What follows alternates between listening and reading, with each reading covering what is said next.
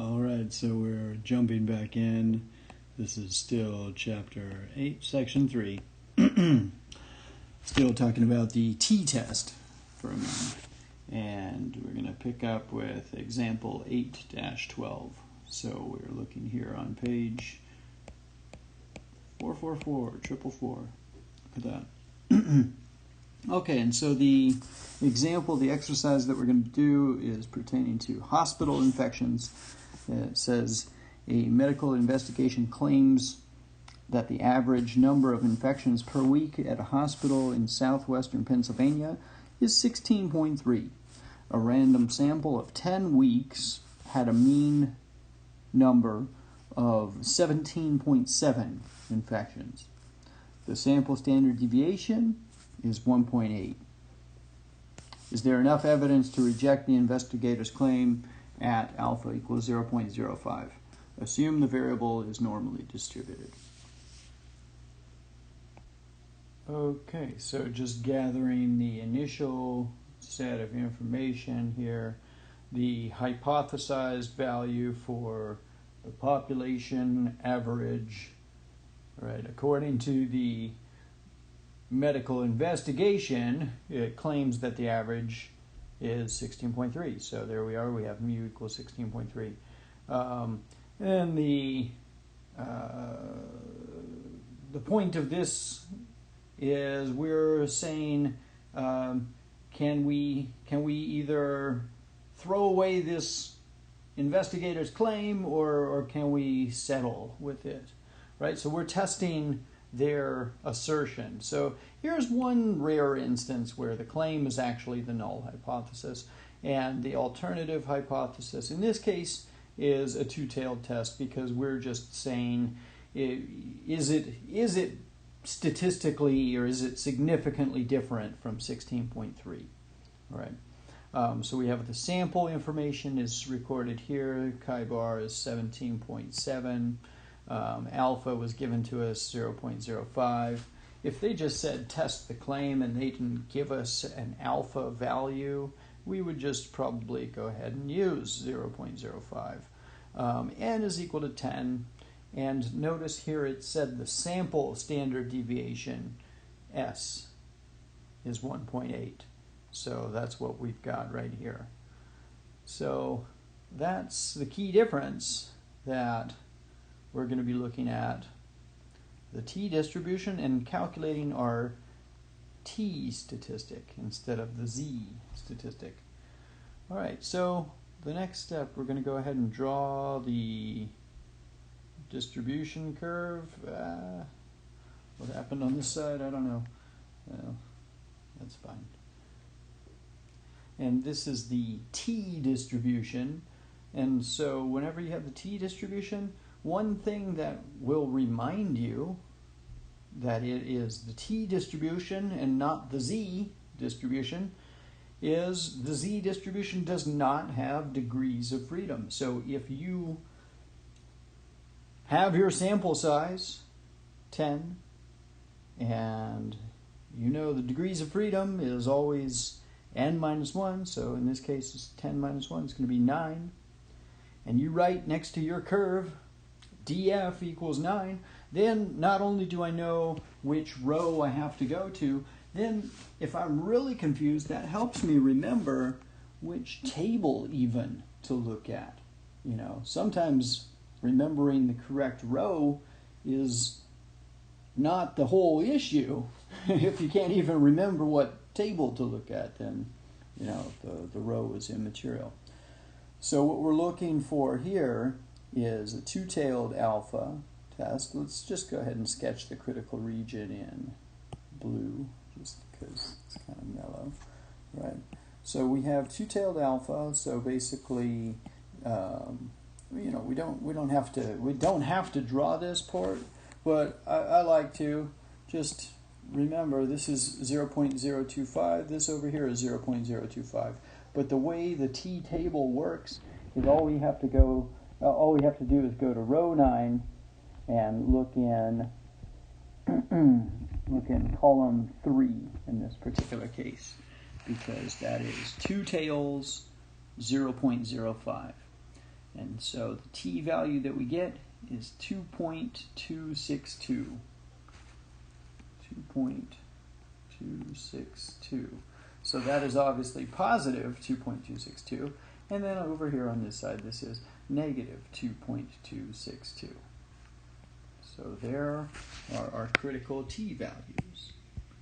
All right, then the next step in this procedure, as you might remember, is to compute the test statistic. So in this case, the computation itself is virtually identical.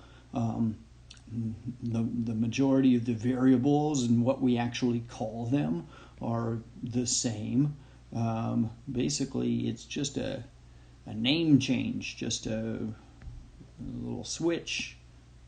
We switched from Z to T, and we switched from sigma to S, and that's all. So all we're going to do here is just calculate the t value. So we're plugging in 17.7 in place of chi bar, 16.3, that's the hypothesized value of mu. We have 1.8. Remember, that is not sigma, that's not the population standard deviation, that was what we got from the sample. We either took the raw data and we computed the standard deviation by hand, or in this particular instance, they showed mercy upon us and we didn't have to look at the raw data. And we could just, they just told us the sample standard deviation. And we do this computation, we get out 2.460. Okay. All right. And so where is 2.460? 2.460, here is 2.262, and I'm not 100% sure exactly where it is, but I know there's 0, there's positives going in this direction here, and so 2.4 is bigger than 2.2, so here we are. And as you can see, this t value is in the rejection region. So our decision that we're going to be making here is to reject H subscript 0.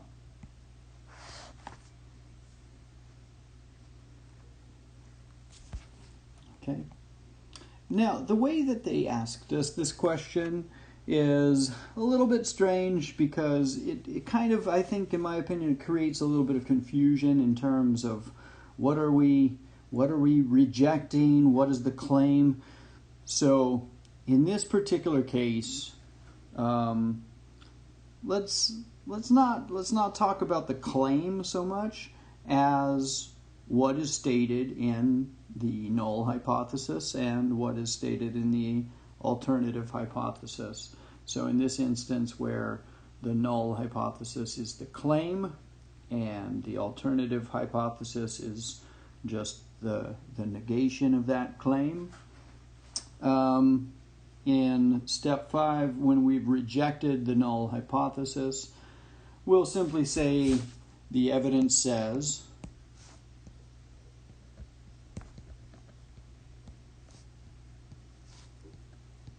and you know what? I don't see anything wrong with keeping it simple.